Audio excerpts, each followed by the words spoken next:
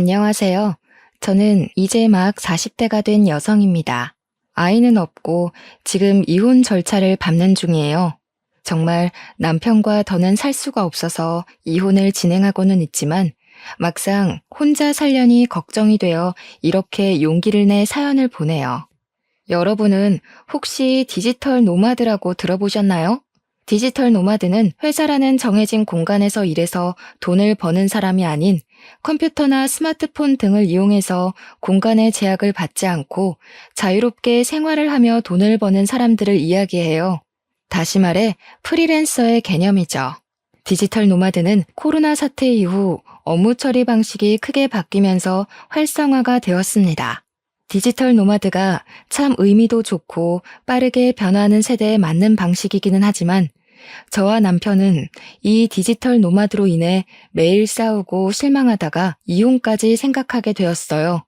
저와 남편은 10년 전 같은 회사에 다녔어요. 남편은 성실하고 일도 잘하고 말도 잘하는 사람이라 회사 내에서 평판이 좋은 사람이었습니다. 저는 남편의 그런 모습에 끌렸고 마음에만 두고 있다가 회사 송년회 자리에서 급속도로 친해지게 되었어요. 그 뒤로 사적인 연락을 종종 주고받다가 연인이 되고 결혼까지 하게 되었답니다. 결혼한 후 바로 아기를 갖고 싶었지만 아기가 생기지 않았어요. 병원에서 갖가지 검사를 했지만 아무 이상이 없었습니다. 의사 선생님은 저와 남편의 몸에 이상이 없어도 스트레스를 많이 받아 임신이 어려울 수도 있다고 해서 저는 다니던 회사까지 관두고 병원에 다니고 운동을 하며 아기를 가질 몸을 만들려고 했어요. 하지만 그래도 아기는 저희 부부에게 오지 않더군요. 그렇게 5년 정도 지나니 저도 남편도 지칠 대로 지쳤습니다. 우리는 노력할 만큼 했으니 이젠 자연스럽게 아기가 생기면 정성스럽게 키우고 생기지 않으면 굳이 아기를 갖기 위해 굳이 애쓰지 말자고 합의했어요. 그래도 저는 워낙 아기들을 좋아했던 터라 길 가다가 아기가 보이면 저도 모르게 자꾸 눈이 가고 손이라도 한번 잡아보고 싶은 마음이 들더라고요. 그래서 아기를 많이 볼 수 있는 어린이집 교사가 되기로 했습니다. 2년간 공부를 해서 자격증을 취득했고 그 뒤 집 근처 어린이집으로 취업을 했어요. 제가 보육교사가 되는 동안 남편은 우리가 함께 다니던 회사에 계속 다니고 있었습니다. 그곳에서 승진도 하고 팀장이 되어 월급도 적지 않게 받았죠. 남편의 월급과 제 월급을 합치니 부자는 아니더라도 꽤 넉넉한 생활이 가능했습니다. 아이도 없으니 따로 돈이 나갈 곳도 없어 저축도 많이 했어요. 이대로 살면 아이가 없어도 우리 둘이 편한 노후를 보낼 수 있겠다고 생각했답니다. 그렇게 1년 정도가 지났습니다. 어느 날 남편이 앞으로 회사 생활이 너무 힘들어질 것 같다고 하더라고요. 그동안 잘 다니고 있었는데 무슨 말인가 했더니 제가 회사에 다닐 때부터 계셨던 사장님께서 연세도 드시고 몸도 안 좋아지셔서 사장님의 아들이 남편의 상사로 입사를 하게 되었다고 해요. 그런데 사장님의 아들이 남편보다 나이도 어리고 현장 경력도 적은데 남편에게 사사건건 잔소리를 하더랍니다.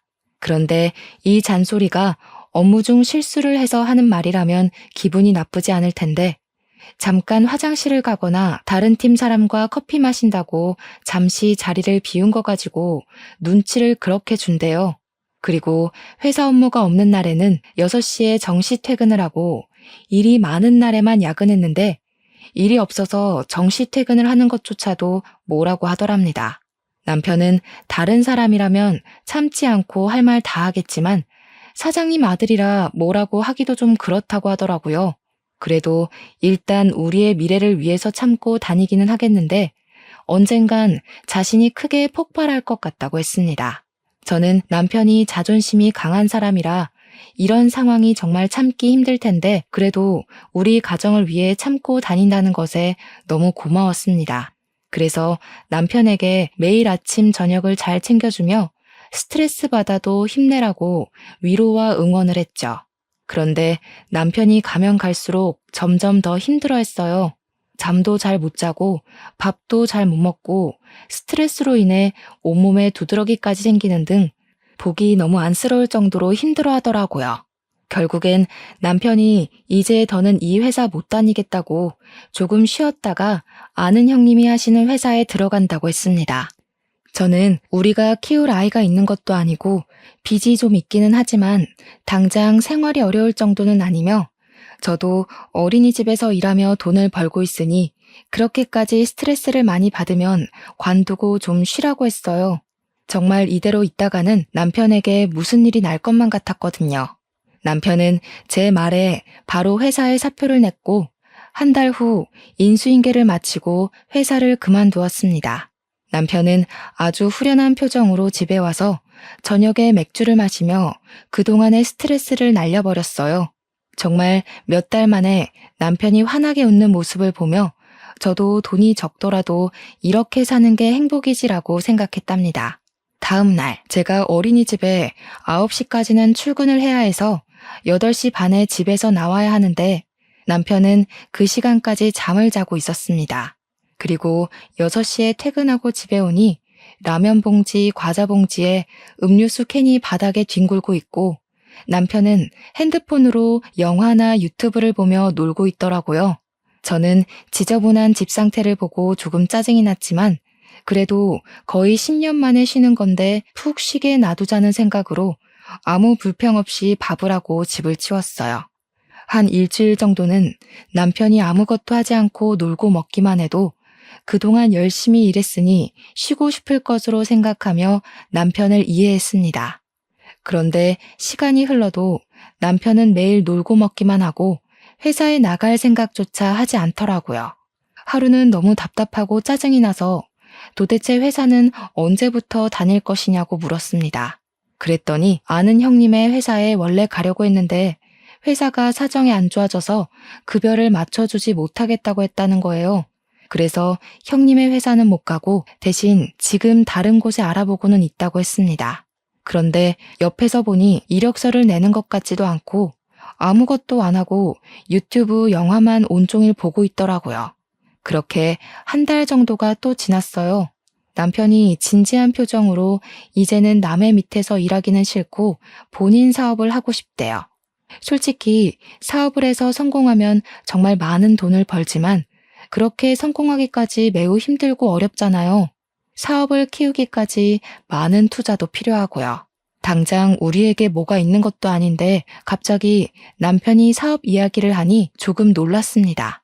그래서 제가 남편에게 갑자기 웬 사업이냐고 물으니 유튜브를 보다가 컴퓨터로 집에서 일하는 디지털 노마드에 대해 알게 되었는데 회사로 출근하지 않아도 되고 집에서 돈을 벌 수 있어서 꼭 해보고 싶다는 거예요.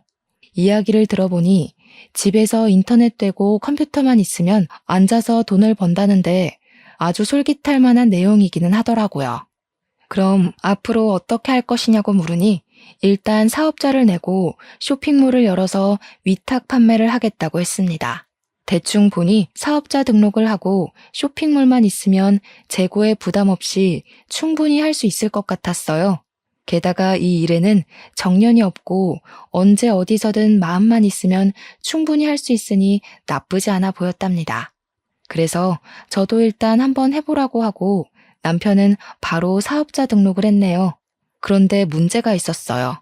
남편은 유튜브나 영화는 잘 찾아보지만 인터넷 뱅킹이나 컴퓨터로 하는 업무에 대해서는 서툰 편이에요. 회사에 다닐 때는 생산팀이라서 컴퓨터를 잘하지 못해도 상관없었는데 쇼핑몰 관련 업무는 컴퓨터로만 하는 일이었거든요. 저는 솔직히 이런 남편이 과연 잘할 수 있을지 조금 걱정이 되었습니다. 그래도 남편이 단단히 마음을 먹은 것 같았고 남편도 컴퓨터 앞에 앉아서 뭘 하기는 하길래 열심히 해보라고 하며 저는 집안일을 했죠. 그런데 남편이 자꾸 저한테 이것저것 물어보더라고요. 사실 저도 집에만 있는 것이 아니다 보니 빨리 집안일을 마치고 재미있는 TV 프로그램을 보고 좀 쉬고 싶었어요. 하지만 남편은 인터넷 쇼핑몰의 가입 및 입점부터 상품 등록까지 모든 것을 다 제게 물어보더라고요. 저도 이 일은 처음 보는 일이라 몰라서 같이 유튜브 영상을 보고 인터넷 글을 찾아보며 함께 했어요. 솔직히 너무 피곤하고 번거롭기는 했지만 그래도 남편이 돈을 벌기 위해 새로운 일을 하겠다는데 도와줘야겠다는 생각이 들더라고요. 그래서 짜증 부리지 않고 제가 아는 선에서 최선을 다해 도와줬죠. 그렇게 남편과 저는 함께 힘을 모아 남편의 이름으로 사업자 등록을 하고 쇼핑몰도 열고 상품 등록도 하며 필요한 모든 준비를 마쳤어요. 그런데 한 달이 지나도 주문이 하나도 들어오지 않더라고요. 유튜브에서는 바로 주문이 들어올 것처럼 이야기했지만 실제로는 아무 소득이 없었습니다. 매출이 계속 0원이자 남편은 불안했는지 쇼핑몰 창업 관련 인터넷 강의를 결제해서 공부를 본격적으로 해보겠다고 했어요. 그런데 인터넷 강의 비용이 10만 원에서 몇백만 원까지 다양하더라고요.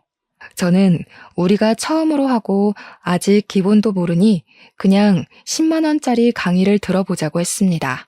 하지만 남편은 저와 생각이 달랐어요.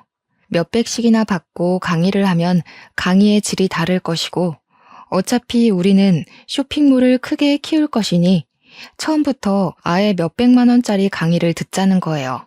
저는 그래도 지금 고정 수입이 제 월급밖에 없는 이 마당에 몇백만 원짜리 강의는 너무 부담스럽다고 했어요.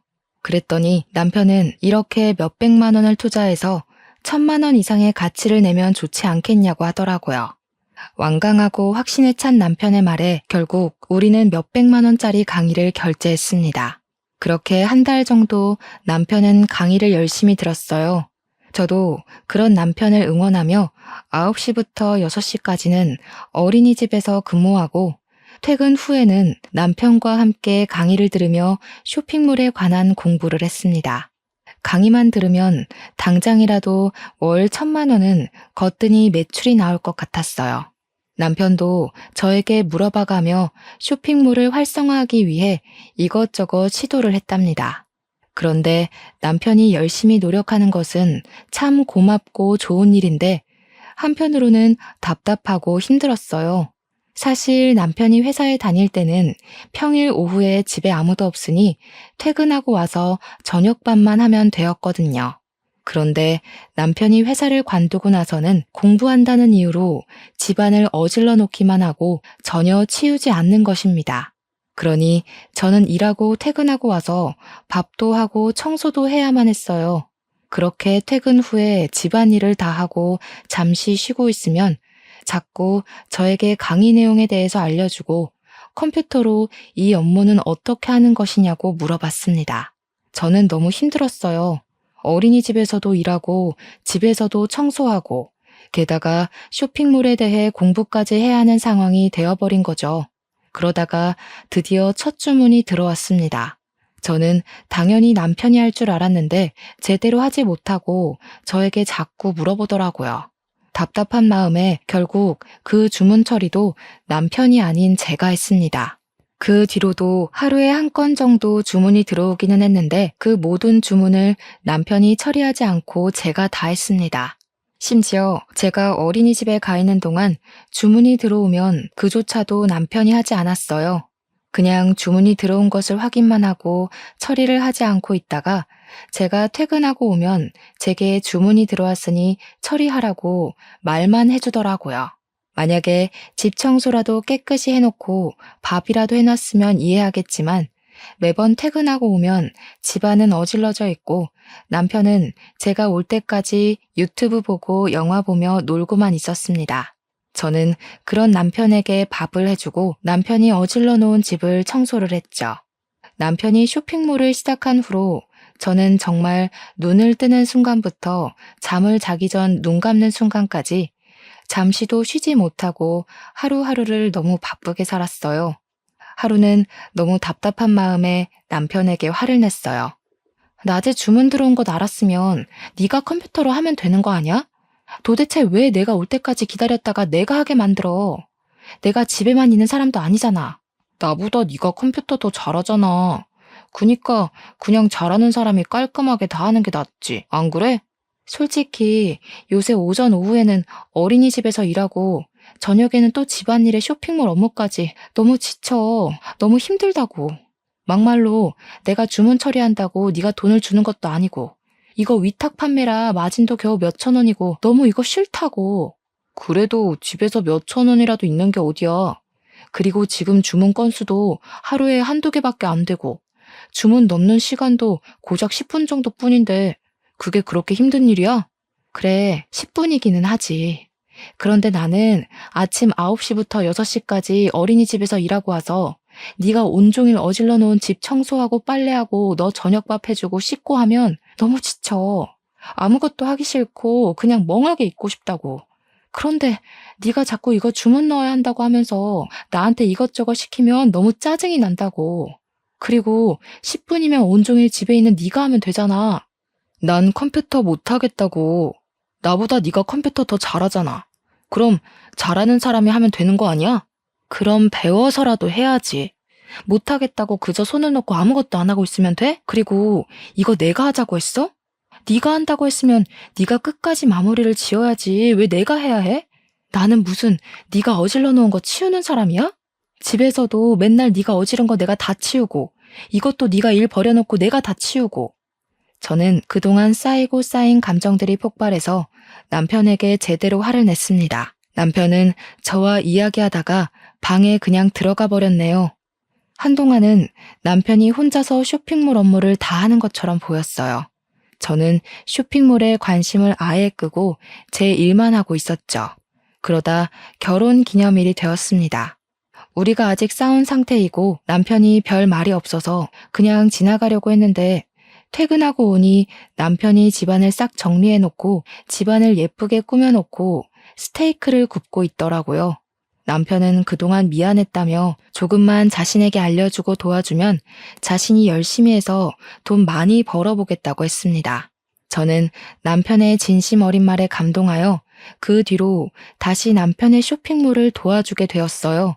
어린이집 업무에 집안일에 남편 쇼핑몰 업무까지 정말 힘들었지만 그래도 이전과는 다르게 남편이 스스로 하려는 게 보여 적극적으로 도와줬습니다. 그런데 위탁 판매라 순수익이 작아도 너무 작더라고요. 매출이 조금씩 나기는 해도 세금 빠지고 수수료 빠지고 나면 아직도 순익이 한 달에 10만 원 정도밖에 되지 않았어요. 남편은 안 되겠다며 또 다른 몇백만 원짜리 강의를 결제했습니다. 그런데 그 강의는 아주 실망스러웠는지 남편은 강의를 들으면서 돈 날렸다고 계속 투덜거렸고 결국 이 강의로 인해 이득을 본 것은 하나도 없었네요.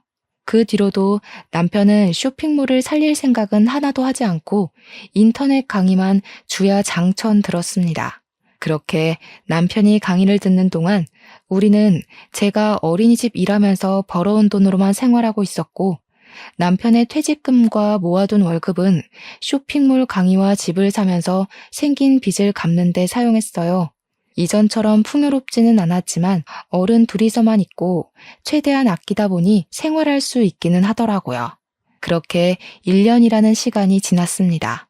지난 1년간 세금이나 쇼핑몰 수수료를 다 떼고 나니 쇼핑몰 순익이 200만 원밖에 되지 않았어요. 반면에 쇼핑몰을 키운다는 목적으로 결제한 강의료는 2천만 원 정도였습니다. 강의 자체는 정말 좋았고 우리가 강의대로 열심히 했다면 순익이 많이 났었겠지만 솔직히 남편은 아무것도 제대로 하지 않았어요. 쇼핑몰을 들여다본 시간보다 영화 보고 TV 보고 먹고 잔 시간이 훨씬 더 많았거든요. 심지어 주문이 들어와도 그조차도 처리하지 않았습니다. 그런다고 9시부터 6시까지 어린이집 일하고 온 제가 집안일도 하고 쇼핑몰 업무까지 하자니 너무 힘들고 피곤했고 좀 더 솔직히 말하면 그렇게 하고 싶지도 않았습니다. 1년간 일해서 나온 순익이 겨우 200이고 들인 돈은 2천만 원이야. 이젠 현실 파악 좀 하고 디지털 노마드인지 돼지털인지 그거 때려치우고 차라리 나가서 아르바이트라도 좀 해. 집에서 컴퓨터만 두드리고 있다고 돈이 나오는 건 아니잖아. 언제까지 이렇게 집에서만 이러고 있을 거야? 아니면 진짜 잠을 줄여가며 최선이라도 다해보던가. 나도 내 나름 노력했다고. 너 어린이집에 가 있는 동안 매번 강의도 듣고 따라도 해봤어. 다른 사람들 후기 보니까 당장 수익이 안 나오더라도 3년 정도 기다리면 나올 수도 있다고 하더라고. 그니까 너무 재촉하고 닥달하지 말고 좀 기다려봐. 언젠간 터질 수도 있다니까. 3년? 글쎄, 요새같이 빠르게 변하는 시대에 3년이나 기다리면 세상이 다 변했겠다. 그리고 엄밀히 말해서 네가 쇼핑몰 강의를 듣기는 했지만 그 강의대로 한 것이 하나라도 있었어? 솔직히 상품 등록도 내가 퇴근하고 와서 했고 주문 처리도 다 내가 한 거 아니었나? 지금 주문 들어온 거 네가 처리할 수 있어? 아니잖아. 그런데 뭘 했다는 거야? 그런다고 집에서 청소하니 밥을 하니 아무것도 안 했으면서 뭐가 그렇게 당당한데? 나도 많이 생각하고 노력하고 있었다고. 왜 나의 노력을 몰라줘? 생각만 하지 말고 실천을 하라고. 행동을 안 하는데 그 생각이 다 무슨 소용이야? 아우, 그놈의 돈 지긋지긋해. 나 술 먹으러 나갈 거야. 오늘 안 들어와도 찾지 마. 남편은 제가 하는 말에 화를 버럭 내더니 혼자서 씩씩대다가 친구랑 술을 마신다고 나가버렸습니다. 새벽 1시까지 전화해도 받지 않더니 다음날 새벽 3시에 비틀거리며 들어왔네요. 그 뒤로 남편과 저는 냉랭했습니다. 꼭 필요한 말 아니면 대화를 아예 하지 않았고 저는 쇼핑몰을 들여보지도 않았죠. 그렇게 일주일 정도가 지났습니다. 평소처럼 저녁을 먹고 집안 정리를 하고 있는데 남편이 갑자기 주식 투자를 하겠다는 거예요. 사실 지난주에 남편과 같이 술을 먹었던 친구가 회사를 관두고 전업으로 주식 투자를 하는데 투자 수익이 회사 월급보다 많다면서 남편도 퇴직금으로 주식 투자를 해보고 싶다는 게 아니겠어요? 주식 투자? 괜찮은 회사의 주식을 사서 장기로 투자하는 것은 나쁘지 않은 것 같은데 지금 전업으로 한다는 말은 단기로 치고 빠지고 한다는 뜻 아니야? 그건 안 돼. 그거 잘못하면 우리 진짜 쫄딱 망한다고. 나쁘게만 생각하지 말고 쇼핑몰도 하면서 500만 원 정도로만 주식 투자를 해볼게. 500만 원 정도는 지금 당장 사라져도 망하지는 않으니 한번 해보자. 어제 만난 친구도 이렇게 해서 이번에 1,000만 원 정도 벌었다더라. 나 이런 거 감 좋으니까 한번 해볼게. 저는 예전에 주식 투자에서 망했던 사촌 오빠의 이야기까지 꺼내며 남편을 뜯어말렸지만 남편은 자신이 벌어온 퇴직금으로 한다며 기어이 주식 투자를 시작했습니다. 그렇게 일주일 정도 뒤 어린이집에서 퇴근하고 돌아오는데 남편이 엄청 표정이 밝더라고요. 로또라도 당첨됐냐고 하니 오늘 100만 원을 투자했는데 그게 확 뛰어서 300만 원이 됐다고 했어요. 그러면서 쇼핑몰로 작년 1년간 200만 원 벌었는데 그 돈을 하루 만에 벌었다며 너무 좋아했습니다. 저는 그 모습을 보며 솔직히 주식 단기 투자가 나쁜 줄로만 알았는데 꼭 그러지는 않은 것 같다는 생각이 들었어요. 그래서 남편에게 주식을 하는 것은 좋은데 너무 큰 돈을 들이지 말고 최대 500만 원까지만 하라고 했네요.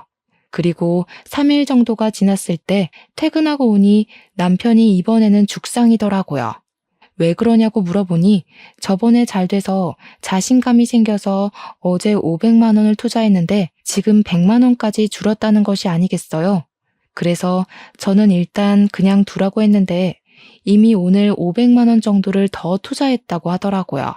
그런데 주가가 계속 바닥을 치더니 순식간에 1,000만 원이 200만 원으로 확 줄었다는 거예요. 내가 딱 500만 원 가지고만 하라고 했잖아. 지금 돈을 벌어도 시원찮은 판국에 돈을 그렇게 까먹으면 어떡해? 1,000만 원이 적은 돈도 아니고 이제 어떡해? 기다려봐. 언젠간 오를 거야. 분명히 오른다고. 그리고 내가 뭐 나조차고 한 거야? 우리 둘이 잘 살자고 이렇게 한 거 아니야? 너도 그때 올랐다고 좋아했잖아. 너도 하라고 해놓고서는 날렸다고 그러냐? 그래도 그때 내가 최대 500만 원까지만 하라고 했잖아. 줄었으면 그냥 둘 것이지 왜 돈을 또 써서 그 돈마저 날려먹어? 내가 어떻게든 찾아낸다고. 돈 한 번 날렸다고 난리야. 네가 어디 한 번만 날렸니? 쇼핑몰은? 쇼핑몰 키운다고 돈을 또 얼마나 썼어? 차라리 이럴 바엔 집에 있지 말고 나가서 돈을 벌 생각을 해. 밖에서도 돈 벌기 어려운데 집에 앉아서 돈을 버는 게 말처럼 쉬운 일이겠어? 집에서 돈을 번다는 사람들 다들 자기 뼈를 깎는 노력으로 하는 사람들이야. 너처럼 놀면서 돈 벌었으면 누구나 다 집에서 돈 벌지 누가 회사에 나가? 남편과 저는 그날 또 엄청나게 다퉜습니다. 저는 이제 남편이 쇼핑몰이고 주식 투자고 다 손 떼고 그냥 밖에서 아르바이트라도 해서 돈을 벌어왔으면 좋겠는데 아직도 남편은 소수의 성공 사례만을 믿고 아무 노력도 하지 않고 오히려 돈만 날리고 있으니 정말 답답해서 미칠 노릇이더라고요. 물론 이런 방법으로 성공하신 분들 분명히 있습니다. 하지만 그 사람들이 놀고 먹으면서 이룬 성과는 아니잖아요. 그때 쇼핑몰을 크게 키운 사람들의 인터넷 강의를 보니 정말 하루에 2시간, 3시간만 잠을 자며 자신의 모든 시간과 노력을 다 투자해서 몇 천만 원의 이익을 냈더라고요.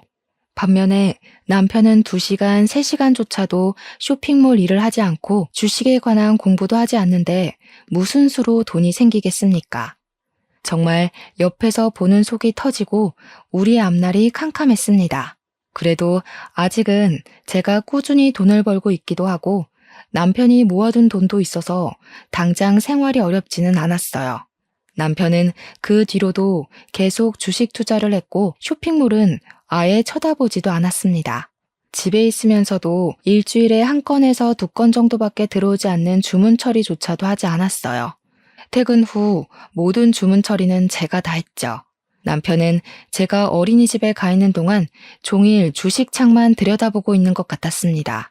그래서 주식 그래프가 오르는 날에는 기분이 좋았다가 곤두박질 치는 날에는 기분이 좋지 않았어요. 남편의 상태는 주식 그래프에 따라 롤러코스터를 타고 있었답니다. 하루는 아주버님과 형님이 우리 동네에서 볼 일이 있으셔서 일을 보시고 우리 집에 오셨습니다. 아주버님 부부와 이야기를 하다가 아주버님이 최근에 코인에 100만 원을 투자해서 돈을 불리고 있다고 하며 남편에게 코인에 대해 알려주셨어요. 아주버님이 가시고 나서 남편이 이번에는 코인에 소액으로 투자를 해봐야겠다는 것이 아니겠어요? 미쳤어? 안 돼. 코인은 절대 안 돼. 주식은 그래도 회사라는 실체가 있으니까 언젠간 오를 것이라는 보장이라도 있지. 코인은 요새 막 생겨서 하루아침에 없어지기도 한다며. 안 돼. 쇼핑몰부터 진짜 그놈의 투자하다가 집안 다 말아먹을 참이야? 너도 우리 형이 코인으로 돈을 번 거 다 들었잖아. 그리고 그동안은 내가 한다고 마음만 먹고 행동을 안 해서 그렇고 이번에는 진짜 될 것 같아. 진짜 이게 마지막이야. 이것도 망하면 다시는 이런 거 안 하고 그냥 회사든 아르바이트를 하며 돈 벌게. 마지막으로 한 번만 날 믿어봐. 차라리 주식이며 코인 하지 말고 이미 열어놓은 쇼핑몰 일을 해. 상품 하나라도 더 찾아서 더 올리라고. 아, 진짜 작작 좀 하라고. 내가 언제 너한테 돈을 달래? 내가 모은 돈으로 한다고. 그니까 그만 잔소리해. 남편은 저의 만류를 뿌리치고 결국 코인에까지 손을 댔습니다. 코인은 주식과 다르게 365일 24시간 거래할 수 있더라고요. 그래서 거래를 하겠다고 매일 밤을 새웠습니다. 그렇게 밤을 새우고 나서 돈이라도 벌면 다행인데 표정이나 행동을 보니 돈을 버는 것 같지는 않았어요. 그렇게 이르면서도 남편은 인생은 한방이라며 계속 코인과 주식에 빠져 정신을 못 차렸습니다. 그래도 제가 벌어온 돈이 아닌 자신이 모은 돈으로만 해서 뭐라고 하기도 좀 그렇더라고요. 그나마 우리가 아이가 없어서 천만다행이라고 생각하며 지냈네요. 이렇게 1년이 넘게 남편이 뭐 하나 제대로 되는 것 없이 집에만 있자 친정 부모님은 남편과 저를 걱정하셨습니다. 저는 부모님이 걱정하실까봐 차마 이 모든 상황을 솔직하게 말씀드리지 못하고 그냥 인터넷 쇼핑몰 사업해서 적당히 번다고 둘러댔어요. 그러나 어쩌다 한 번씩 친정에 갈 때마다 계속 제 표정이 좋지 않고 제 목소리가 근심 걱정이 가득하자 친정 부모님은 저에게 생활비를 보태라며 한 달에 50만 원씩 보내주셨습니다. 저는 아니라고 괜찮다고 했지만 그냥 잠자코 받으라고 하시며 매번 보내주셨네요. 그렇게 저의 월급과 부모님이 주신 50만 원으로 빠듯하게 생활하던 어느 날 시어머니한테 전화가 왔어요. 시어머니는 제가 전화를 받자마자 남편이 집에 있다고 기죽이지 말라고 하시더군요. 그렇지 않아도 남편 요새 하고 싶은 거 다 하고 아주 신나게 잘 지내고 있어요. 제가 어린이집 끝나고 퇴근해서 오면 집안은 다 어질러져 있고 청소는 일절 하지도 않아요. 밥도 제가 해줘야 먹지. 자기 혼자서는 라면밖에 못 먹어요. 게다가 제가 일하면서 남편 먹여 살리는데 이 정도면 저 남편한테 엄청나게 잘하는 거 아니에요? 그래도 우리 아들한테 라면은 좀 아니지. 이제 출근하면서 밥이랑 반찬도 준비해서 냉장고에서 바로 꺼내 먹을 수 있게 해라. 알겠니? 내 말 너무 고깝게 생각하지 말고 들어. 솔직히 너희 사이에 아기가 있는 것도 아니니 금방 다시 일어날 수 있을 거야. 그리고 우리 아들 평생 일만 해왔으니 이제라도 푹 쉬게 눈치 주지 말고 가정의 체면을 잘 지켜주고 옆에서 내조도 잘해주고 그래. 알겠지? 친정엄마는 조금이라도 보탬이 되라며 매번 주지 말라는 용돈도 보내주시는데 시어머니는 그래도 남편이 우리 집 가장이니 제가 내조를 해줘야 한다며 잘 챙겨주라고 하더라고요. 저의 건강이나 안부 따위는 묻지도 않으셨습니다. 저는 제가 남편을 낳은 것도 아닌데 왜 굳이 그래야 하나 하는 생각이 들었지만 여기서 더 말하면 싸움만 날 것 같아 그냥 가만히 있었답니다. 시어머니께서는 그 뒤로도 종종 저에게 전화하셔서 남편을 잘 챙기라는 말을 하셨어요. 하지만 저는 그런 이야기를 들으면 들을수록 남편이 더 꼴보기 싫어지더라고요. 지금 와서 생각해보면 그때 참지 말고 그냥 남편과 헤어졌어야 했습니다. 남편이 생활비 한 푼 주지 않고 쇼핑몰, 주식, 코인으로 돈을 확실히 버는 것도 아니고 그저 제가 벌어온 쥐꼬리만한 월급으로 먹고 자고 생활했는데 그때는 등신같이 산 세월이 아까워서 참고 살았네요. 남편이 코인으로 돈을 번다고 한 지 6개월이 지났습니다. 남편과 제가 가만히 앉아서 계산을 해보니 그동안 주식이나 코인으로 번 돈보다 날린 돈이 훨씬 더 많았고 이제 남편의 퇴직금과 모아둔 돈도 다 바닥이 났어요. 남편은 다시는 주식이나 코인을 하지 않겠다고 하며 이젠 정말 쇼핑몰만 제대로 하면서 아르바이트라도 하겠다고 하더라고요. 저는 이제 드디어 정신을 차렸다고 생각했습니다. 그 뒤로 제가 어린이집에 종일 있으니 잘 모르긴 하지만 남편이 평일에 매일 어디를 꾸준히 나갔다가 오는 것 같았어요. 저는 당연히 아르바이트 한다 생각을 해서 어떤 일 하느냐고 물어봤습니다. 그런데 남편이 물어봐도 가르쳐주지를 않았어요. 아니 남도 아니고 부부 사이인데 배우자가 어디서 무슨 일을 하는지 정도는 당연히 알아야 하지 않나요? 그런데 남편이 절대 말을 해주지 않았습니다. 그리고 더 이상한 것은 남편이 담배를 피지 않는데 자꾸 옷에서 담배 냄새가 나더라고요. 그래서 요새 옷에서 담배 냄새가 나는데 혹시 담배를 피우냐고 물어보니 그게 아니라 일하는 사람이 옆에서 담배를 피워서 옷에 담배 냄새가 밴 것이라는 거예요. 솔직히 요새는 길을 걸으며 담배를 피워도 눈총받는 시대인데 누가 일하는 곳에서 담배를 피우나요? 저는 뭔가가 이상하고 찜찜한 기분이 들었습니다. 정말 맘 같아서는 남편이 어디서 일하는지 미행하고 싶었으나 그렇지 않아도 바쁜 어린이집에서 이런 일로 연차를 쓰기가 눈치 보여 그냥 있었네요. 하루는 퇴근하고 집에 왔는데 남편은 집에 없고 드라마에서나 보던 빨간 딱지가 온 집에 붙어 있더라고요. 남편에게 바로 전화해서 집에 빨간 딱지가 있는데 도대체 이게 무슨 상황이냐고 물었습니다. 사실 그동안 나 아르바이트를 한 것이 아니라 도박장에 다녔어. 거기서 잘 풀리면 하루에 몇 천까지도 벌 수 있다길래 그동안 코인과 주식으로 잃은 돈만 찾고 바로 나오려고 했어. 정말이야. 네가 정말 미쳤구나. 돈을 그렇게 잃고도 도박을 하고 싶은 생각이 나디? 항상 돈을 잃지는 않았어. 사실 처음엔 돈 벌기는 했어. 이렇게 조금만 더 하면 주식과 코인으로 잃은 돈 다 찾을 수 있을 것 같았는데 돈이 없다는 거야. 그래서 어쩔 수 없이 집을 담보로 대부업체에 돈을 빌렸어. 그런데 이게 잘못되면서 그 돈을 다 잃어버린 거야. 너는 믿지 못하겠지만 나 정말 돈을 벌려고 했던 거야. 우리 잘 살아보려고. 남편이 그동안 있던 일을 울면서 이야기하는데 정말 눈이 뒤집힐 정도로 화가 나더라고요. 온몸이 분노로 가득 차서 부르르 떨리고 제 심장은 터져 나올 것만 같았어요. 야, 돈을 벌려면 집구석이나 도박장이 아니라 나가서 일을 하라고, 일을. 나는 등신이라서 나가서 일하냐? 다른 사람들은 다 몰라서 아침부터 회사에 출근하냐고. 나는 정말 잘 될 줄 알았어. 유튜브에 보면 다들 주식, 코인, 쇼핑몰로 돈을 벌길래 뭐라도 될 줄 알았다고. 정말이야. 그러면 네가 노력을 했어야지, 노력을. 맨날 집에서 TV 볼 거 다 보고 잘 거 다 자는데 어떻게 무슨 수로 돈을 벌어, 이 머저리야. 감나무 밑에서 입 벌리고 있다고 감이 들어오니? 너 솔직히 쇼핑몰만 열어놓고 제대로 일해본 적이 있기는 해? 진짜 답답해서 못 살겠다. 더는 못 살아. 이혼해. 저의 이혼하자는 말에 남편은 울면서 이혼은 못하겠다고 했습니다. 저는 그런 남편의 말은 무시하고 저의 짐을 다 챙겨서 친정집으로 갔죠. 엄마는 몇 달 새에 얼굴이 많이 상한 저를 보며 깜짝 놀라셨어요. 저는 그런 엄마께 남편이 퇴사한 후에 있던 모든 일을 다 솔직히 말씀드렸답니다.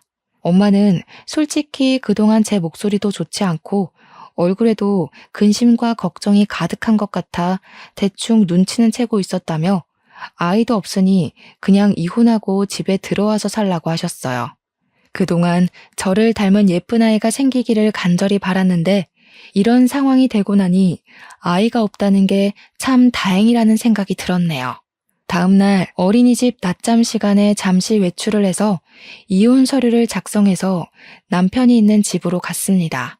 남편은 이혼할 수 없다고 난리를 치더라고요. 그동안 제가 번 돈으로 생활했으니 당연히 남편으로서는 이혼할 수가 없었겠죠. 솔직히 남편이 쇼핑몰 한다, 주식에 코인한다고 돈 잃을 동안 제가 돈 벌어다 주고 자기가 어지른 집안부터 쇼핑몰 일까지 뒷정리해줬는데 그런 제가 없으면 자기가 무슨 수로 먹고 살아가겠어요? 남편이 제 바지가랑이를 붙잡고 울고 불며 애원했지만 저는 이미 마음이 확고해져서 그런 남편이 안타까워 보이지도 않더라고요. 난 너의 엄마가 아니야. 네가 밥이라도 얻어먹고 싶으면 이 집 잘 정리하고 너네 엄마한테 가서 달라 그래. 너네 엄마가 그러더라. 네가 돈을 날려먹든 어떻든 아무 말도 하지 말고 가장으로서의 체면을 지켜주라고. 근데 나는 내 성격이 거지 같아서 그렇게는 못 해먹겠으니 너네 엄마한테 가서 살아. 난 더는 너랑 못 살겠다. 너도 너무한 거 아니야? 내가 돈이 있을 때는 좋다고 따라다니더니 돈 없으니까 도망부터 가려고 해? 좋을 때는 부부이고 힘들 때는 이혼이냐? 너도 진짜 이기적이다. 네가 돈을 벌기 위해 노력이라도 하고 어디 가서 일당이라도 받아오는 모습이라도 보이면 나는 이렇게 안 했을 거야. 아니, 돈은 없어도 좋으니 회사에 나가서 일하려고 면접이라도 보고 오면 이렇게 이혼 서류까지는 내밀지 않았을 거야. 그런데 그동안 너는 쇼핑몰 한답시고 여기저기 강의에 돈 꼬라박고 그렇게 돈 들여서 연 쇼핑몰의 모든 일은 다 내가 하고 게다가 주식과 코인 한다고 돈 다 날려먹고 이제는 도박까지 하는데 내가 왜 그런 너와 함께 살아야 하니? 막말로 네가 아직 돈이 조금이라도 있다면 몰라. 이제는 정말 다 날려먹고 거지 됐는데 내가 왜 너를 먹여 살려야 해? 안 그래? 결국엔 내가 돈이 없어서 이혼한다는 이야기네. 그놈의 돈. 지긋지긋하다 정말. 돈이면 다냐? 어? 돈이 그렇게 좋아? 정말 너는 답이 없네. 지금 네가 날린 돈이 얼마인데 왜 이렇게 당당해? 쇼핑몰로 키운답시고 몇천 투자할 때 언젠가는 이 투자금이 빛을 발할 거로 생각했고 네가 쇼핑몰을 열어두기만 하고 일을 하나도 하지 않을 때도 오랫동안 일을 했으니 쉬고 싶은 마음이 아직 클 거로 생각하며 화내는 거 참고 또 참았어. 코인과 주식을 한다고 했을 때도 지금은 이렇지만 우리가 힘을 모아서 돈을 벌면 다시 예전처럼 웃으면서 살 수 있다고 기대했어. 그런데 도박까지 하고 그도 모자라 집까지 팔아넘긴 너를 보니까 이제는 신랄 같은 희망도 없어져 버렸지 뭐야? 그러니까 당장 이혼해. 남편은 제 말에 이혼은 하지 못하겠다고 울고 빌고 사정했지만 저는 그런 남편을 뿌리치고 나왔습니다. 그리고 바로 변호사를 만나서 이혼에 관한 상담을 했어요. 변호사님은 이혼이 가능하기는 한데 남편이 끝까지 합의를 해주지 않아 소송까지 가게 되면 여러 서류가 필요하다고 하셨어요. 지금은 저와 남편의 결혼 생활이 힘들었다는 서류를 준비해서 제출한 상태입니다. 여기까지가 저의 이야기입니다. 결혼 전에는 정말 듬직했던 남편이었는데 나이를 먹더니 이리 흔들리고 저리 흔들리는 팔랑귀가 되어 여기저기 돈을 잃고 다니고 저는 그런 남편을 보는 게 지쳐서 이렇게 이혼을 생각하게 되었네요. 그런데 또 막상 이혼하고 혼자 살려니 부모님이 돌아가시고 나면 나 혼자 늙어서 어떻게 사나 하는 두려운 마음도 생겨요. 그래서 한편으로는 남편이 불륜을 저지르는 것도 아니고 제게 폭행을 행사하는 것도 아니고 우리 사이에 아이도 없는데 그냥 참고 같이 살 수 있지 않을까 하는 생각도 드네요. 정말 요새 하루에도 수백 번씩 여러 마음이 생기고 밤에 잠을 자려고 누우면 저밖에 모르고 성실하기만 했던 남편의 30대 시절이 생각나고 그리워서 눈물이 납니다. 하지만 도박은 한 번 시작하면 계속한다고 하고 노름에 빠지면 처자식도 팔아먹는다는 옛말이 있으니 마음을 독하게 먹으려고요. 그게 맞는 거겠죠? 아직도 이렇게 갈팡질팡하는 저의 마음에 확신을 얻고 인생 선배들의 고견을 듣고자 익명의 힘을 빌려 이렇게 사연까지 보내게 되었습니다. 사연을 보내기 전까지는 제 얼굴에 침 뱉기인 것 같아서 많이 고민했는데 지인들에게 말 못할 이야기를 여기에 올리니 속이 다 시원하고 생각이 정리되는 것 같아서 좋네요. 부디 앞으로 저의 이혼이 이른 시일 내에 진행되어서 홀가분한 마음으로 열심히 보육교사로서 일하며 살고 싶습니다. 좋은 이야기는 아니었지만 저의 긴 사연 들어주셔서 감사합니다.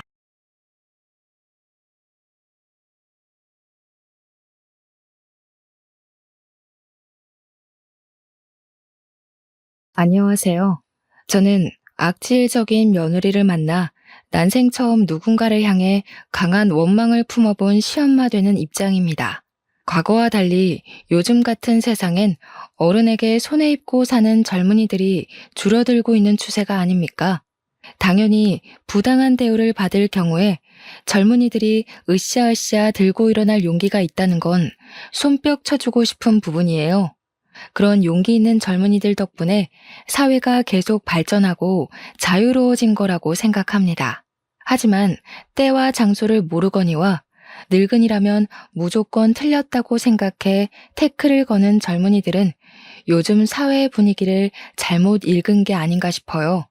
제가 곧 나이 70을 바라보게 된 늙은이긴 해도 최대한 젊은이들 생각을 이해해 주려고 했고 간섭하지 않으려고 노력했는데 아무리 젊은이들이라 해도 사람 자체가 진작에 망가진 꼴이라면 제가 아무리 애써봤자 무용지물이더군요. 그럴수록 서로의 관계가 안 좋은 쪽으로 흘러갈 수밖에 없다는 걸 알았습니다.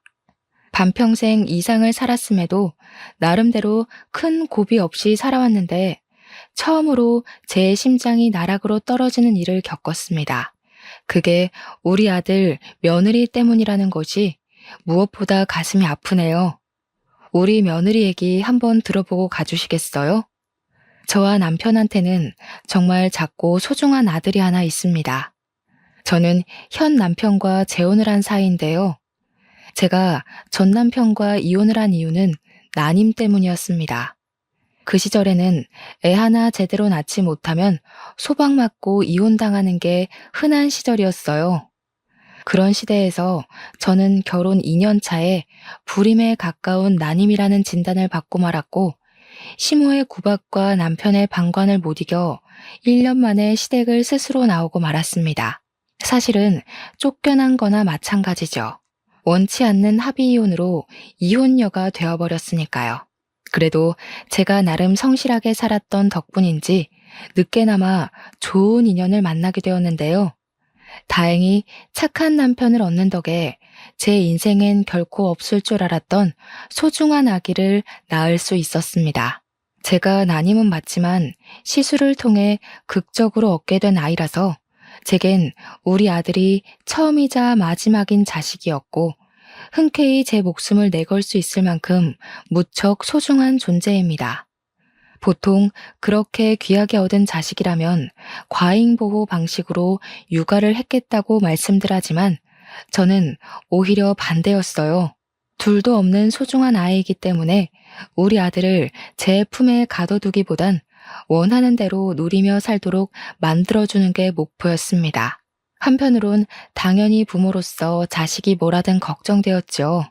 저도 다른 부모들처럼 내 아이가 최고고 내 아이가 제일 잘나고 똑똑하다는 생각을 했고 계속 신경 써주고도 싶었고 학원을 2개, 3개 보내주고도 싶었어요. 하지만 오로지 우리 아들만 생각해서 그런 집착스러운 마음은 묻어두려고 노력했을 뿐입니다. 그건 남편 생각도 마찬가지였어요. 저와 남편은 어렵게 살아온 형편은 아니었습니다. 남편은 당시 이미 30대의 나이에 경양식 돈가스 집을 운영하고 있었어요. 번화가에 위치해 있었는데 돈가스도 팔고 파스타도 팔고 각종 브런치를 팔아서 나름 장사도 잘 되던 가게였습니다. 그러니까 저는 그때 남편의 돈가스 집에 아르바이트생으로 갔다가 처음 만나게 된 사이였어요. 당시 제가 돈가스 가게에 지원했을 때 나이가 28살이었습니다. 첫 번째 결혼을 25살에 했는데 3년간 난임으로 시댁에 시달리다가 이혼하고 나와서 먹고 살기 위해 도전한 일이 바로 돈가스집 알바였던 거예요. 그 돈가스 가게를 사전조사해 봤을 땐 아르바이트생 대부분이 20대 초반 대학생들로 많이 이루어져 있더라고요. 그래서 지원서를 넣었다지만 솔직히 연락도 안 오고 바로 탈락될 줄 알았습니다. 그런데 남편이 제게 흔쾌히 면접의 기회를 주었고 경력 없는 제게 일할 기회까지 준 거였어요. 남편은 정말 좋은 사장님이었습니다. 일한 지 한 1년 지났을 때는 제가 한번 남편한테 아무런 경력 없는 나를 왜 뽑아줬냐고 물어본 적이 있었습니다.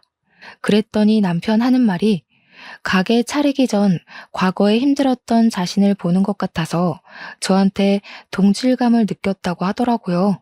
불쌍해서가 아니라 힘이 되어주고 싶었다고 했습니다. 자기도 남들보다 늦은 나이까지 가난에 허덕여서 제대로 뭘 하지도 못하던 사람이었는데 그때 자신에게 손길을 내밀어준 사람들을 잊지 못하고 계속 챙길 정도로 큰 힘이 되었다고 하더군요. 도움을 받아봤기 때문에 작은 도움이라도 뭐든 힘이 된다는 걸 알아서 자신도 누군가에게 그렇게 베푸는 사람이 되고 싶었다고 했습니다. 그런 남편의 마음이 정말 따뜻하게 와닿았어요.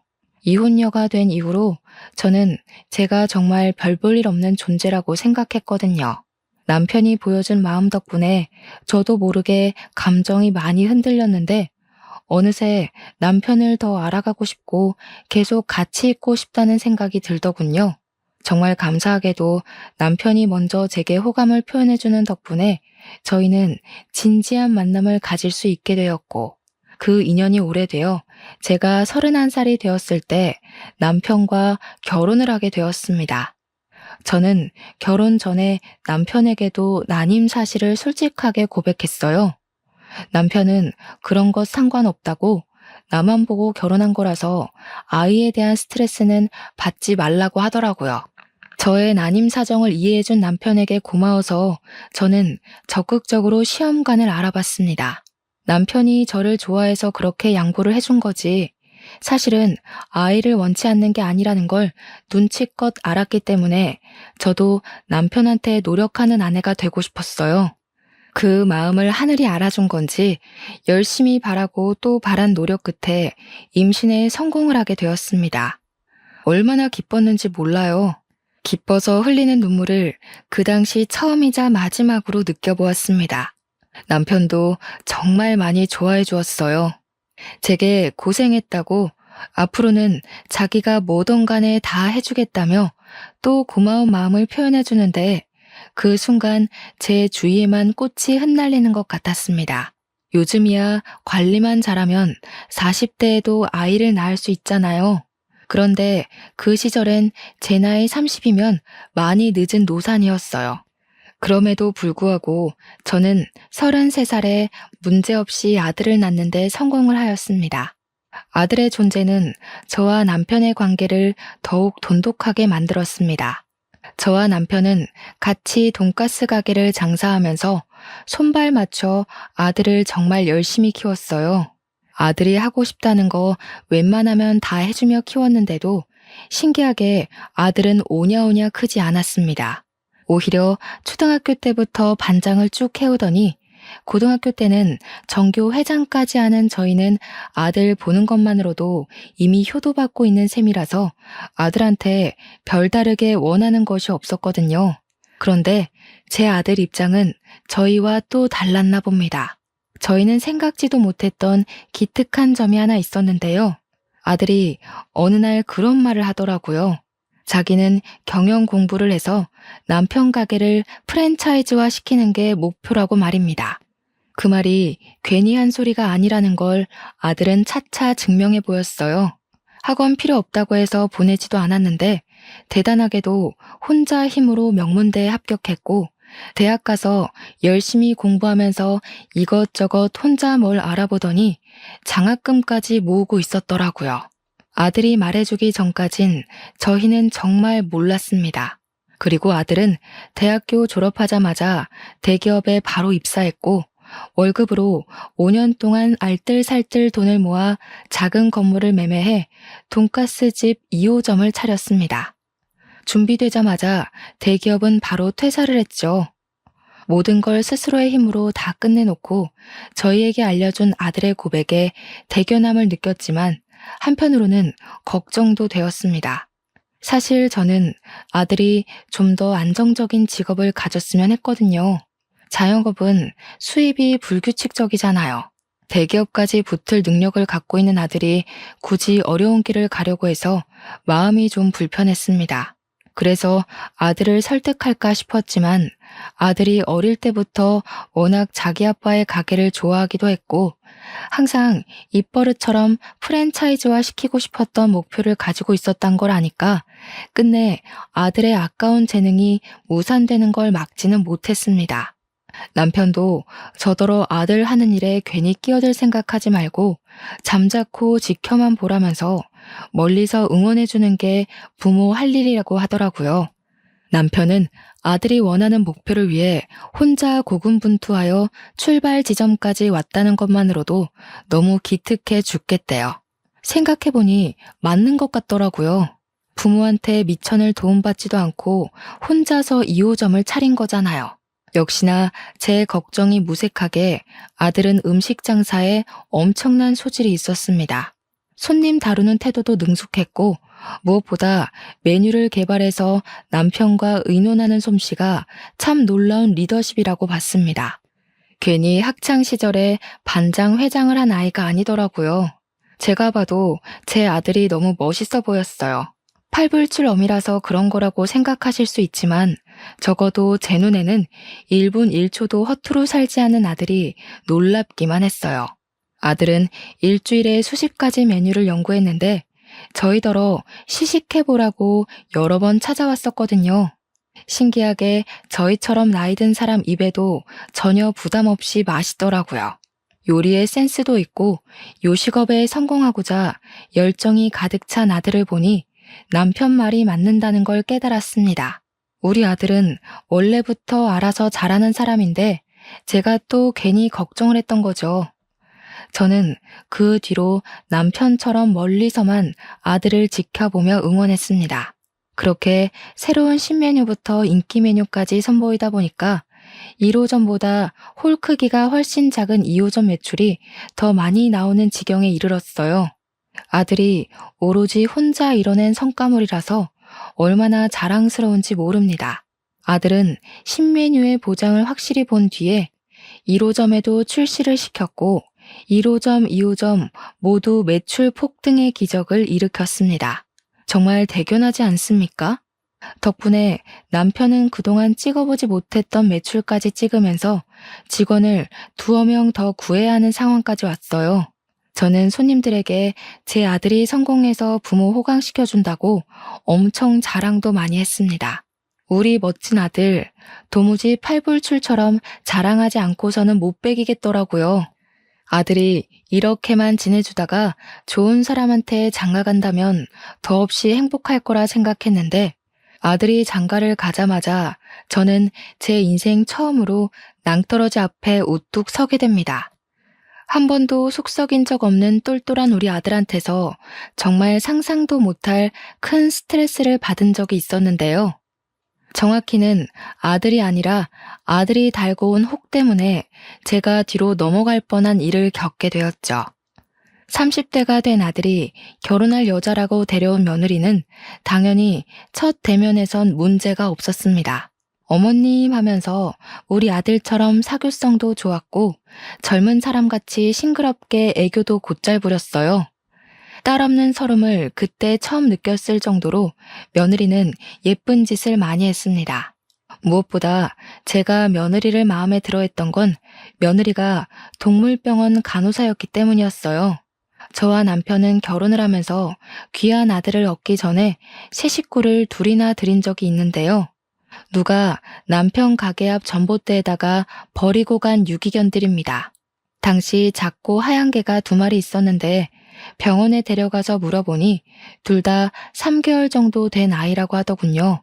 저희 부부가 손수 건강검진까지 시켜줬는데 다행히 저희가 빨리 발견해주는 덕에 건강에는 문제가 없었습니다. 문제는 그 강아지들을 버리고 간 주인이었어요. 치료나 검사는 마쳤지만 이 강아지들을 다시 전봇대 앞에 데려다 놓을 수가 없겠더라고요. 주인 전화번호가 있는 것도 아니었고요. 제가 차마 강아지들을 떠나지 못하고 있으니 고맙게도 남편이 먼저 저한테 키워보자고 제안을 먼저 해주었어요. 강아지들을 저희가 키우기로 한 이유는 저 때문이기도 하지만 제가 그날 남편에게 가게에서 프로포즈를 받은 날이기도 했거든요. 같이 마감하고 집에 가려던 차에 개들을 발견했기 때문에 뭔가 특별한 날에 주어진 선물 같은 존재라고 느꼈습니다. 그때만 해도 제가 난임이라서 애를 못 낳을 줄 알았거든요. 그래서 강아지들을 우리 자식들로 생각하며 키우기로 한 거였어요. 그런데 그 후로 기적처럼 아들이 태어났고 아들도 강아지들이랑 남매처럼 정말 잘 지냈습니다. 나이가 들어 무지개 다리를 건넌 개들이 낳은 새끼가 있었는데 며느리가 들어왔을 때는 그때 그 새끼들이 성견이 되어 있던 상태였어요. 며느리가 동물병원 간호사라니까 괜히 우리 강아지와 잘 맞을 것 같고 좋은 식구가 되어줄 것 같다는 생각이 들더라고요. 아들이 여자 보는 눈까지 좋아서 이렇게 동물의 진심인 며느리까지 들어왔구나 싶었습니다. 모든 세상이 제 편에 서서 저를 응원해준다고 생각했어요. 지금 돌아보면 참 1차원적인 마음이었던 거죠. 너무 안일했어요. 아들이 결혼하고 신혼여행 다녀온 뒤 아들과 며느리가 저희 집에서 하룻밤 자게 되었는데요. 모두가 각자 잠자리에 든 새벽, 거실 밖에서 개들이 자꾸 짖는 소리가 들리는 겁니다. 남편은 골아떨어져서 몰랐는데 저는 원래 잠기가 예민해서 방음 잘 되는 방이라도 애들 소리를 잘 듣곤 했습니다. 평소 불 다 꺼진 새벽에는 개들이 짖지 않는데 무슨 일인가 싶어 슬쩍 나가봤거든요. 그런데 의외로 며느리 목소리가 같이 들리더라고요. 이 개놈 자식들이 가만 안 있어? 아, 침 흘리는 것 좀 봐. 더럽게 어딜 가까이 오려고.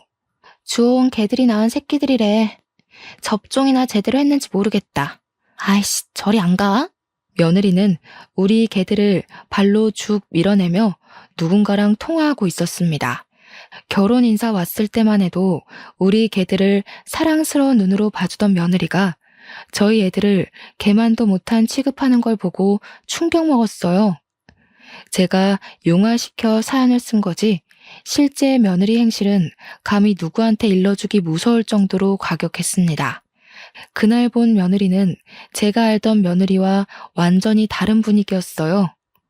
너무 놀라서 오히려 제가 오해한 게 아닌가 생각하려고 애썼습니다.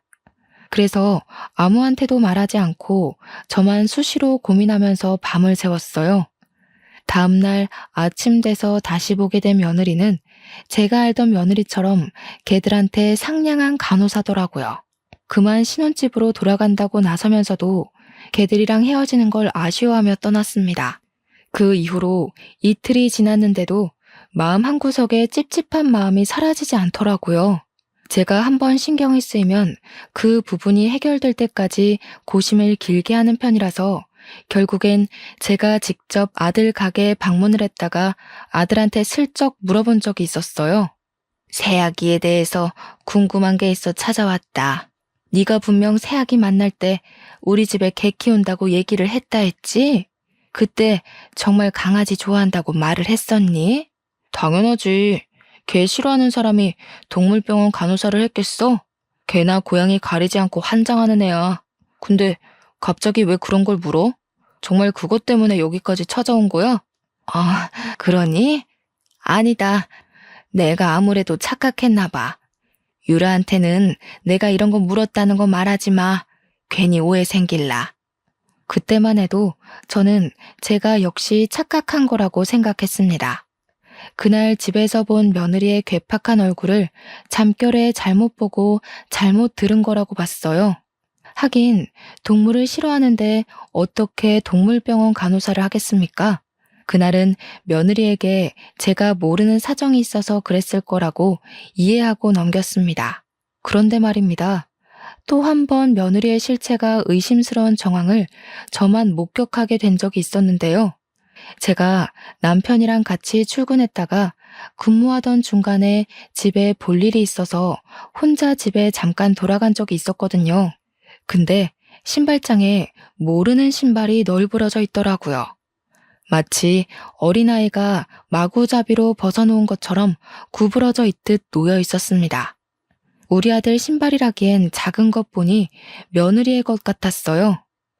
며느리한테 도어록 번호를 알려준 적이 없는데 아마 아들이 알려줬나 봅니다. 그럼 연락이나 줄 것이지 연락도 없이 집에 무슨 일로 온 건가 싶더라고요.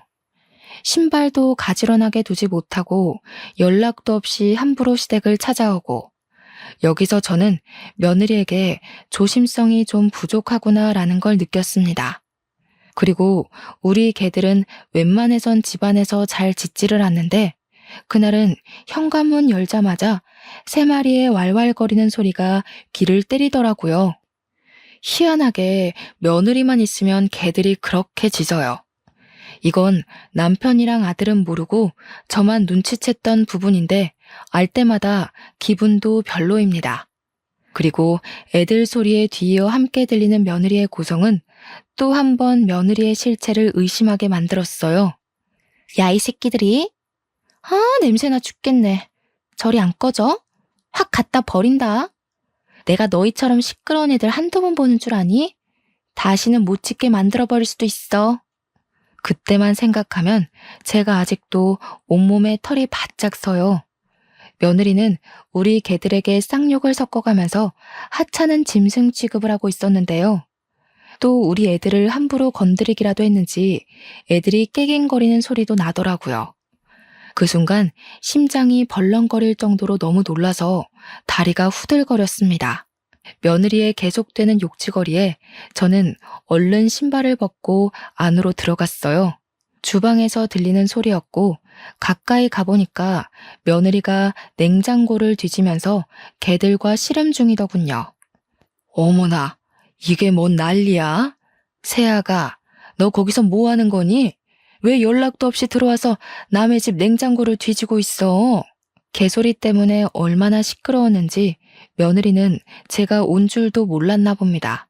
제 목소리에 돌아보더니 끽 소리를 지르며 눈을 동그랗게 뜨더라고요. 그러면서 금세 제가 알던 상냥한 며느리 얼굴로 돌변했습니다. 아, 어머님 언제 오셨어요? 남편 말로는 자기 좋아하는 반찬을 어머님이 만들어놨다고 나중에 가져가라고 하셨다던데. 제가 몸이 안 좋아서 오늘 반찬했거든요. 일찍 집에 가는 김에 그 반찬 챙겨가려고요. 그럼 그렇다고 연락이라도 했어야지. 사람도 없는 집에 들어와서 도둑고양이처럼 왜 그러고 있어? 게다가 너 아까 우리 애들한테 욕했어? 저는 어머님 아버님 출근하셔서 방해될까봐 연락 못 드린 건데 강아지 일은 오해세요. 개들이 자꾸 저를 물려고 하길래 놀라서 그만 말이 강하게 튀어나왔나 봐요. 놀랐다고 우리 개들을 내다 버리네 만에 그런 소리를 한 거야? 너는 동물병원 간호사라면서 개들 다루는 법도 모르니? 너희 동물병원에서는 애들이 말 안 들으면 막 그렇게 욕해? 유기할 거라고 겁박 주고? 말하다 보니 이전에 봤던 며느리의 모습까지 겹쳐 떠올라서 저도 모르게 며느리를 몰아붙였더라고요. 단지 그동안 며느리에게 경고하고 싶었던 말을 다 해버렸던 거였어요.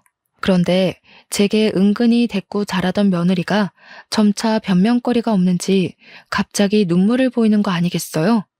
이러면 제가 못된 시모가 된 입장으로 보이니 저야말로 좀 당황스러웠습니다. 그래도 제가 어머님 아들 배우자이고 며느리고 같은 식구인데 어떻게 걔보다 저를 못난 취급하세요? 너무해요, 어머님. 요즘 세상에서 어머님처럼 그렇게 며느리 갈굼하시면 꼰대 소리 들어요. 요즘은 인권이 워낙 중요한 시대라서 아랫사람이라도 조심히 대하셔야 된다고요. 훌쩍이던 며느리는 그대로 집을 뛰쳐나가 버렸습니다. 며느리가 서러운 마음에 그랬다는 건 알겠는데 발언 내용이 너무 기가 차서 한동안 자리를 뜨지 못하겠더라고요. 며느리가 울기까지 했으니 저는 당연히 그 일이 아들 귀에 들어갔을 거라고 생각했습니다. 아니나 다를까 아들이 퇴근 시간쯤에 우리 가게로 찾아왔어요. 역시 오자마자 며느리 얘기를 하는데 며느리는 제가 생각했던 것보다 더 우습게 상황을 설명해 놓았더군요. 엄마, 낮에 와이프랑 문제 있었다면서. 와이프 말로는 엄마가 마음대로 집에 들어온 거랑 걔들 때문에 섭섭하게 했다던데. 내 탓이야. 내가 대신 반찬 가져와 달라고 비밀번호 알려줬어. 그리고 걔 문제는 엄마가 오해가 좀 있었던 것 같아. 그 사람 엄마가 생각하는 그런 의도 아니었대. 나는 이제 도통 모르겠구나. 우리 개를 내다 버리네 만회하는 소리가 어떻게 들으면 오해일 수 있는 건지 이해가 안 돼. 간호사라면서 어쩜 그리 말을 함부로 한다니? 나도 세약이 이해해보려고 많이 노력했다. 그런데 내 눈에는 세아가가 우리 애들 잡아먹을 것처럼 화내는 걸로 보이는데 어떡해. 오해야. 그 사람 내가 제일 잘 알잖아. 엄마랑 다투고 와서도 많이 반성하고 울었어. 강아지 문제는 내가 좀 더 대화를 해볼게. 아직 와이프가 서툴러서 그래. 엄마가 먼저 좀 봐주라. 앞으로 며느리한테 하고 싶은 말 있으면 그냥 자기한테 해달라는 아들의 부탁은 저를 더 갑갑하게 만들었습니다. 아들은 제 이야기를 귀 기울여 들어주었지만 내뱉는 답변은 계속 서로 오해를 했던 것 같다고만 했어요. 처음으로 아들과 대화하면서 벽을 느꼈던 순간입니다. 서운했으나 이해도 되었어요. 며느리의 그런 모습을 본 건 저밖에 없었거든요.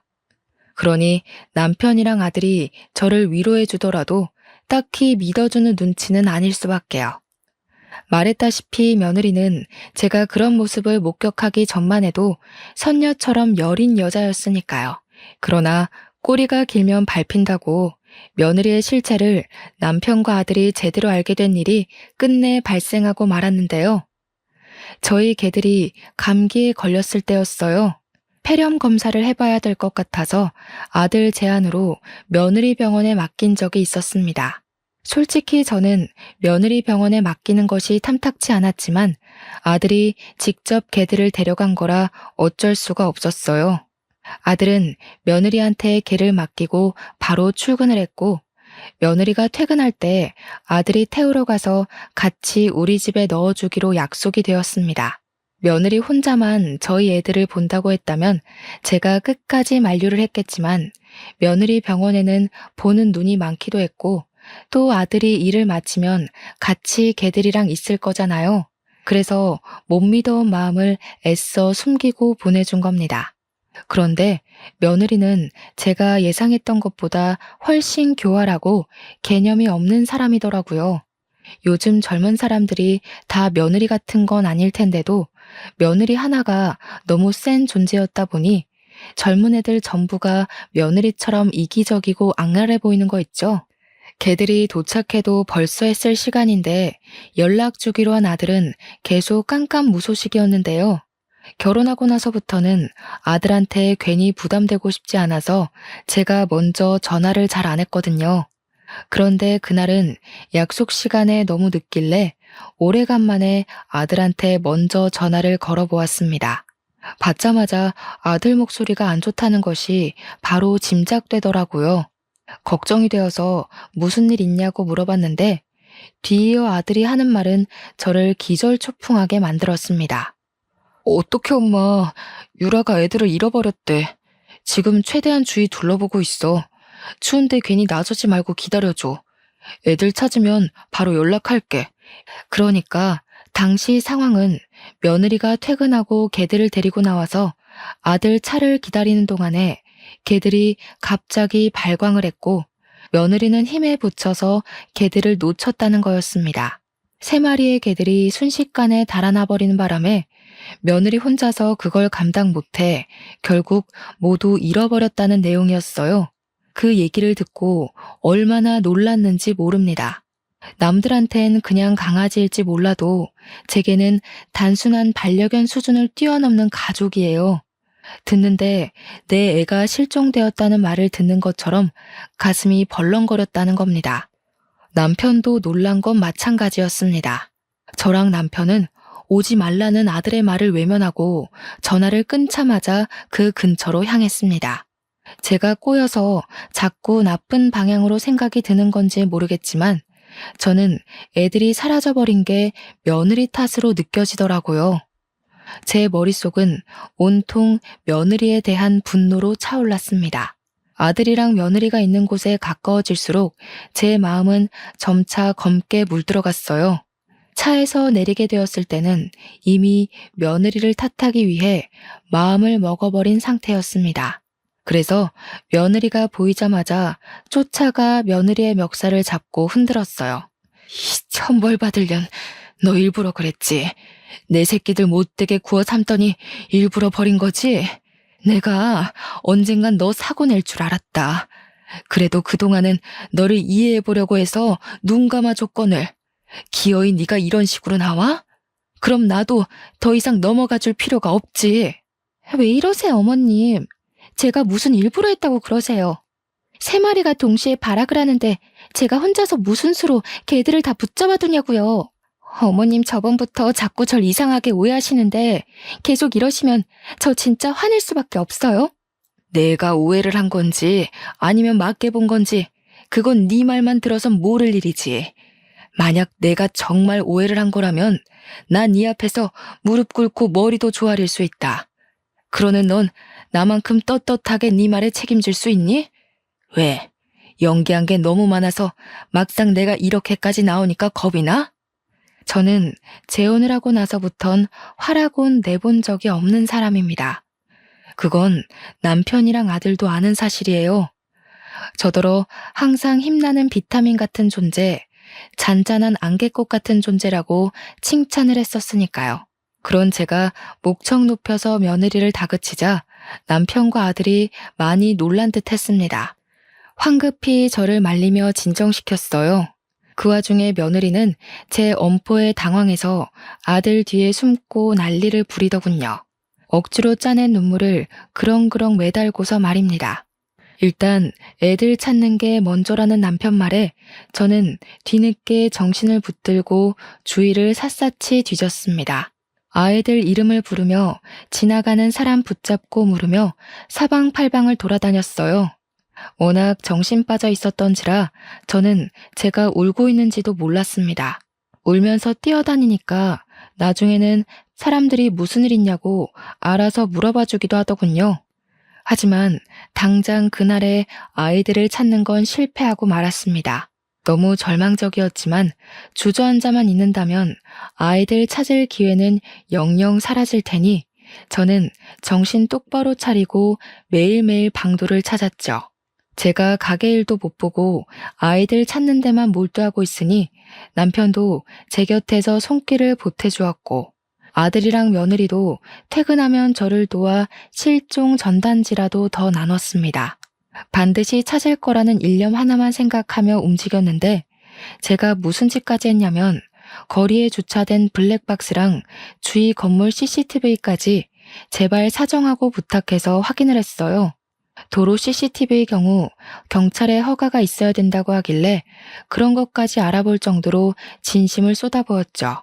CCTV를 확인할 때 남편은 제 곁을 지켜줬고 아들이랑 며느리는 출근 때문에 적정 시간만 돕다가 집으로 돌아간 상황이었습니다. 그렇게 확인한 CCTV 자료에서 저는 며느리 실체에 대한 확신을 얻은 셈이었고 남편은 생소한 며느리 모습에 굉장히 충격을 받았어요. 제가 확인했던 블랙박스, CCTV를 다 조합해보면 며느리가 우리 애들을 일부러 버렸다는 걸 쉽게 알 수 있었습니다. 카메라에 며느리 모습이 대거 찍혀 있었는데 며느리가 인도에서 나오더니 주위를 둘러보다가 개들을 도로 쪽으로 풀어버리는 거 아니겠어요? 그렇게 며느리에게서 해방된 개들은 도로를 막 뛰다가 차편의 위협을 받기도 했고 중구난방으로 방향까지 못 잡다가 건너편으로 사라져 버렸습니다. 다행히 차들이 신호를 받은 상태여서 2차 사고 위험은 없었어요. 그땐 아들이 며느리에게 당도하기 전이라서 그 사실을 알고 있는 사람은 저와 며느리뿐일 겁니다. 남편도 이제야 며느리의 진짜 얼굴을 알게 되었으니 충격이 클 테죠. 마치 제가 며느리의 실상을 처음 봤던 순간처럼요. 모든 걸 본 저와 남편은 며느리한테 나란히 화가 나서 이거 이대로 두면 안 되겠다는 생각을 했습니다.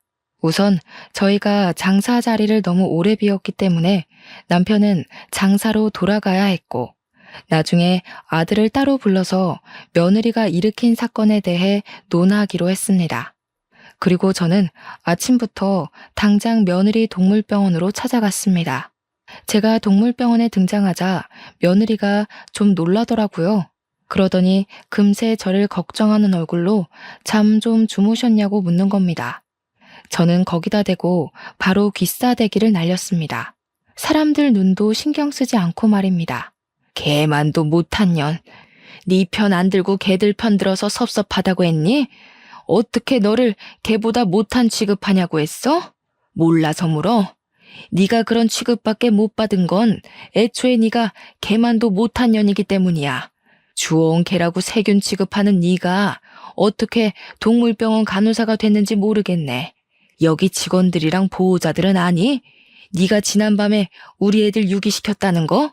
당시 시간이 아침이었던지라 방문자가 많았고 직원들도 다들 모여있던 차였는데 제 말을 듣고 모두가 놀라서 며느리에게 시선을 던졌어요. 당황한 며느리는 얼굴이 시뻘개져서 저를 어떻게든 끌고 나가려고 했습니다. 저는 그런 며느리를 밀치고 원장이라는 사람을 찾기 위해 이리저리 돌아다녔죠.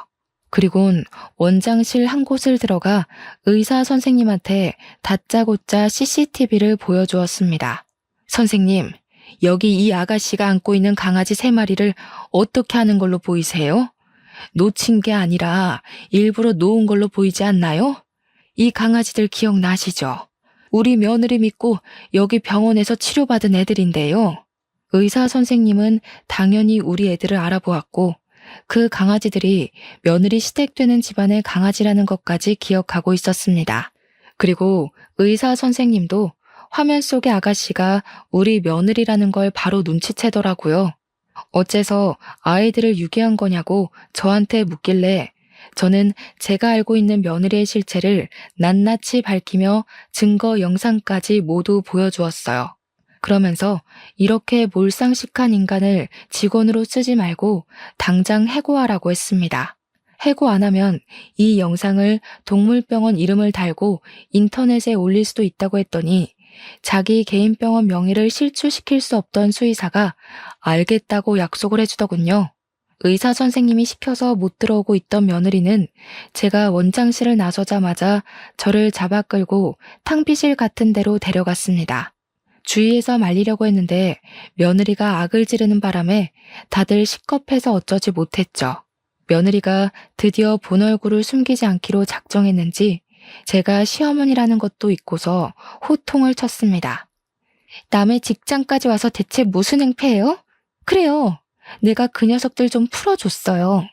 걔들 때문에 남편이 나랑 아이 가질 생각을 안 하잖아요. 남편이 계속 걔들 노견이라고 살아있을 때 추억 많이 만들어야 된다면서 개소리만 하길래 답답해서 그랬어요. 못된 것. 내 아들이 너 이런 애인 줄 알면 상종도 안 할 거다. 어디서 이런 짐승만도 못한 사람이 우리 집에 들어와서 앞길을 틀어막아. 우리 애들이 너만 보면 짖던 것도 다 이유가 있었던 거야. 네가 보통 애가 아니라는 걸 알고서 그렇게 표현을 해댔던 거였어. 지겨워. 자꾸 내 새끼 우리 자식 하면서 의미 부여하시는데 그래봤자 걔는 걔예요. 그것들은 사람보다 못한 것들 맞는다고요. 저 동물병원 간호사인 거 잊으셨어요? 그런데 의미 넣는 어머님이야말로 정신병 있는 겁니다. 병원 가보세요. 너 말 잘했다. 네가 이렇게 나와주길 바라고 내가 소형 카메라를 산 거야. 고소당할 준비나 하거라. 세상 무서운 줄 모르고 어디서 그런 상식 없는 행동을 해? 네가 저지른 행실 내가 아주 단단히 떠벌려 줄 테니까 각오해라. 제가 가방을 단단히 챙겨 들고 탕비실을 나가는데 며느리가 당황해 있다가 뒤늦게 어머님 소리를 지르며 튀어나왔습니다. 그리고는 주위 사람 시선은 안중에 없는지 제 가방만 잡고 늘어지더군요. 제가 무게의 중심이 휘청거려 고꾸라지자 지켜보던 직원들이랑 보호자들이 다 같이 나서서 도와주었습니다. 의사 선생님 2명까지 나와서는 저를 부축해주면서 며느리를 향해 무슨 짓이냐고 혼쭐을 내었어요. 남들이 뭐라고 하든가 말든가 며느리는 미친 듯이 제 가방만 뒤지면서 내용물을 다 쏟아냈고 수영 카메라 어딨냐고 소리치기만 했습니다. 내가 정말 너를 볼 때마다 심장이 두근거린 이유가 다 있었네. 카메라 같은 건 없다. 그런데 이제 그게 무슨 소용이니? 이미 너의 그 추악한 실체를 본 사람들이 이렇게 많아졌어. 여기 모든 사람들의 눈과 기억을 가리지 않는 이상 더는 못 숨긴다. 며느리가 제 말을 듣고 정신을 차렸을 땐 이미 사람들한테 경멸의 시선을 받고 있을 때였습니다. 의사 선생님들은 그 자리에서 며느리에게 해고 통보를 하였고 보호자들은 대놓고 며느리를 욕하면서 며느리 담당으로 된 보호자들은 당장 관리 선생님 바꿔달라고 원성이 많았습니다. 그리고 남편이 아들을 불러서 얘기를 했는지 아들 또한 며느리 실체를 알고 충격을 많이 받았고 집에서 며느리랑 둘이 대판 싸운 걸로 알고 있어요. 결국 이혼을 받아들이지 못하는 며느리를 대상으로 아들은 소송을 시작했고 똑똑한 아들은 며느리의 행실이 담긴 영상들을 정리해서 변호사에게 제출을 했습니다. 개중에는 동물보호법에 위반된 행동도 있어서 며느리에게 내려질 처벌은 위자료 외에 수백만 원의 벌금이 보태어질 예정이라고 하네요. 무슨 난리인지도 모를 판이 벌어지고 난 후 우리 집 개들을 찾을 수 있었는데 다행히도 다른 동물병원에서 보호를 해주고 있었더라고요. 마지막으로 본 날보다 조금 꼬질꼬질해졌지만 정말 무사하고 건강하게 발견돼서 얼마나 다행이었는지 모릅니다. 착실하게도 셋이서 같이 붙어 다녔나 봐요. 병원에서도 처음 발견했을 때 3마리 같이 있었다고 하더라고요. 그 뒤로 며느리가 울고불고 자신을 질책하며 아들을 붙잡았지만 아들은 며느리만 보면 가족 같은 반려견들이 유기되었던 악몽이 떠올라 괴로워했습니다. 그래서 자꾸만 집 앞에 찾아오는 며느리에게 쌍욕까지 하면서 완전 절연을 해버렸어요. 무슨 용기인지 모르겠으나 우리 아들한테 안 통하니까 이해가 저한테까지 매달리기 시작하는 거 있죠. 어머님, 제가 잘못했어요. 어머님이 저보다 개들을 더 예뻐하는 것 같아서 질투나서 그랬던 거예요. 제가 정말 실수했어요. 한 번만 용서해 주세요. 저희 아빠 엄청 보수적이라서 저 이혼당한 거 알면 진짜 큰일 나요. 너는 내가 아주 만만한가 보구나. 들키면 눈 감아주고 빌면 넘어가주고 하니까 나를 아주 쉽게 봤나 본데 잘못에 대한 대가를 받아야 다신 헛짓거리 안 하지 않겠니? 가서 너희 부모한테 다시 교육받고 똑바로 살거라. 며느리를 그렇게 쫓아보내버렸더니 저희 가정은 기다렸다는 듯 바로 평화가 찾아왔습니다. 그리고 아들은 제게 그동안 믿어주지 않아서 죄송하다고 사과를 했어요. 남편도 저더러 혼자 며느리 실체를 눈감아주고 있느라 버거웠겠다면서 미안하다고 하더군요. 저는 애초부터 아들과 남편을 원망하진 않았습니다. 제 말을 못 믿어줄 때 약간 서운한 건 있었지만 둘의 반응을 제가 이해 못하는 것도 아니었으니까요. 며느리가 정상적이기만 했어도 저는 아들네 부부에 터치하는 일은 없었을 겁니다. 하지만 파렴치한 며느리라면 제가 어찌 무시만 하고 있을 수 있겠나요? 아들이야 워낙 똑똑해서 마냥 당하고만 살 사람은 아닌 걸 알기 때문에 충분히 알아서 잘할 거라고 믿어 의심치 않았지만 우리 강아지들은 아니잖아요. 강아지들은 여전히 가족들의 손길이 필요한 존재란 말입니다. 감히 내 새끼들을 건드렸다면 저는 그런 사람을 가족으로 둘 생각도 옆에 둘 생각도 없는 사람이에요. 반려견을 안 키우는 분들은 가족과 반려견을 동등히 하는 제 마음을 이해하기 어려울 겁니다. 그분들 마음까지 강요해서 위로받을 생각은 없어요. 하지만 다들 동물이라고 함부로 해도 되는 존재로 생각하지 말아주셨으면 해요. 생명의 가치를 제가 감히 지정할 순 없겠지만 세상 모든 사람들도 저와 똑같이 목숨을 평가할 권리는 없는 거잖아요. 나쁜 마음 먹는 사람은 있어도 나쁜 마음 먹는 동물은 없다는 거. 아는 지인한테 들었었는데 감명이 깊었던지라 남겨봅니다. 모두가 존중받고 존중할 수 있는 사회가 되어갔으면 좋겠네요. 제 사연 들어주셔서 감사합니다. 따뜻한 하루 보내세요.